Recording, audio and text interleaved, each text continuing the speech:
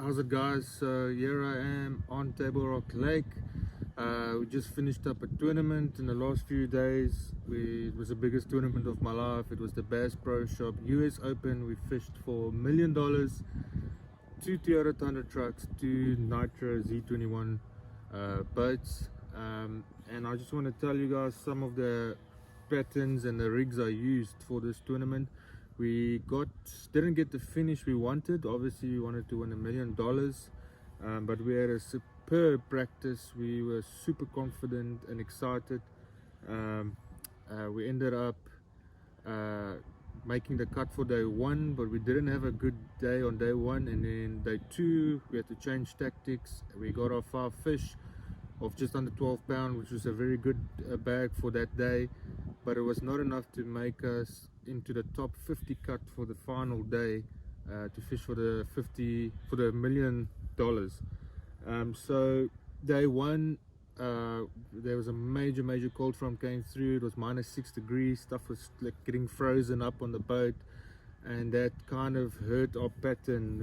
We went all out. We had 2 patterns. One was on the glide bait, fishing a specific rock, ledge rock, fishing main lake points, and we were targeting big fish, 4 to 5 pounders, which is considered very big here on this lake. And then our backup pattern was kind of the jig, football jig around docks, with also ledge rock, but the 20-foot ledge rock. The tournament end up being won very deep, 60 to 100 foot on live scope or Humminbird Live or Lawrence Active Target, whichever the guys used. And that part was consistent in this cold front, so it was a good learning curve with that. It's just unfortunate our pattern just didn't hold. Day one we stick to the guns. I had 3 big bass come up for the glide bait, swipe at it. The one was on for a few seconds and came off. That fish could have made a world difference, but hey, that's how it goes. And then we got one off the jig, which was a 4.75 pound fish, which was one of the biggest fish for that day. So I just want to go through what we used. First of all, I'll go through with the jig. This is a dual 5/8 ounce football jig with the Table Rock Secret color. We put a Superbug D-bomb on this, and we were just fishing 20-foot ledge rock around those docks. We caught plenty fish doing that. This kind of our backup pattern, which also failed, but nonetheless caught plenty good fish, smallmouth, spotted bass, largemouth, all on this jig.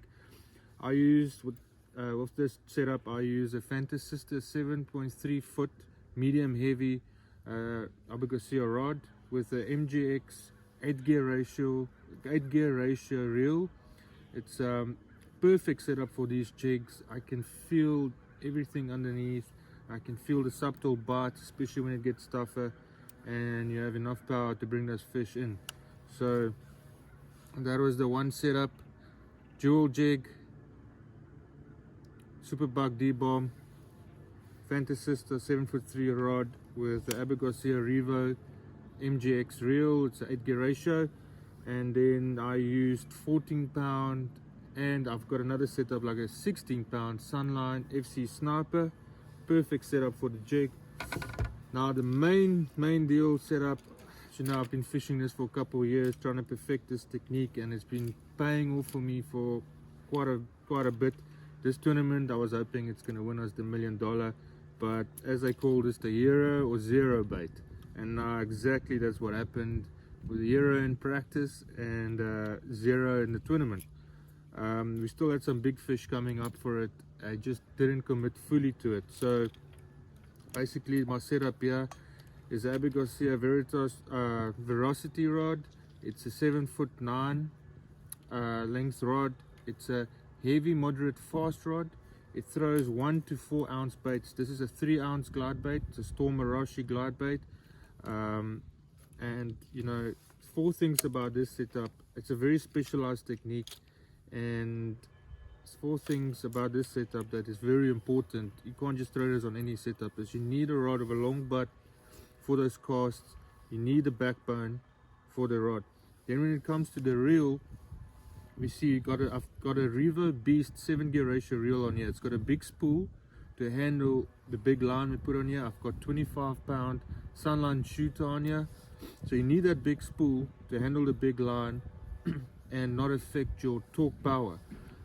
With the big power knob handles, it's very important for this setup to, when you get the fish on, you cannot let that fish jump. It's a chunky bait that he can quickly spit out, so you just need a winch him in, flip it in the butt. So everything needs to be perfect. You got to have the strength of the rod, you got to have the power handles to winch him in, you got to have the torque. So all of that together makes it a successful technique when they're on the bite. So yeah guys, that was the setup I used for this tournament. Basically with this bait, we just as you can see there, we just glided. You just glide it side to side and do some funny turnarounds and stuff when the fish is following it, and they would just come out and smash it.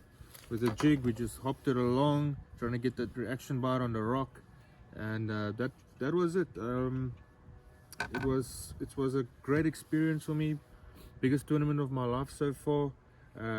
Something I would change if I could would be to find those more stable, deeper fish. But you know, we don't fish 60 to 100 foot in South Africa. It's something new, and when you fish for $1 million to try learn that kind of fishing in a few days, is after you actually have such a good pattern of these baits, and this is my strength, it's pretty hard to just go back and try waste time on doing that. Instead, we made a decision to find more areas so we can manage our areas and time for a 3-day total, and just put the hammer down on day 3. It didn't work out that way. I wish there wasn't a cold front coming through, but you know, I spoke to KVD.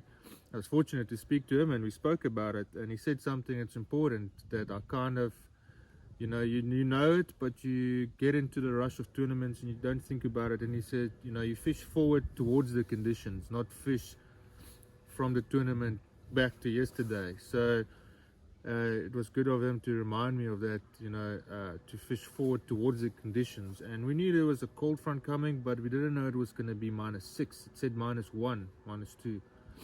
So that was like the second time in my life that I've been in such cold weather. But that's fishing. We learn, we forget the past, and we strain forward towards the goal, as it says in the word. And that's exactly what we're going to do. We take our experiences from this, and we will be back. And all I know is after this tournament, Sean, John and I, we're both better fishermen, and I couldn't be thankful enough for all the sponsors that helps me achieve what I can achieve. Abu Garcia, Sunline, Outdoors 365, that we Sunline, Jewel, and all the other goodies, 30 South, and you know, so many others just supporting us, and I just want to say thank you. And hopefully next time, I know the time is coming, and we will make South Africa proud and put it on the top list there. And then lastly, one more super important sponsor I also need to thank, and I wanted to get off the boat to show you guys, is this bad boy here, the Humminbird 360. The Mega 360 is much better. I don't have it on this boat. I run my 360 in the front with a Helix Gen 2 10-inch, and then at the bow I run a Helix Gen 3 Mega with a Mega transducer. And you know, it's so important for me to have this 360 to know what's going on around me in the water, in the front of where I'm looking at, especially when we're fishing those deeper docks with the ledge rock. You want to be able to put your lure on the ledge rock every time. And with this 360, I know my lure is in the strike zone around the fish. I'm not just blind casting. Another super important thing that it helped me with was the points we were fishing around. I could see if there was any rock protruding from the point underwater that we couldn't see, and with that I was able to glide the glide bait around those kind of boulders or shells that the ledge rock created. So guys, I just want to thank Falconelli Customs that helped me out with these Humminbird units, and also the Ultrex You know, there's no trolling motor like the Ultrex. It's the best trolling motor out there.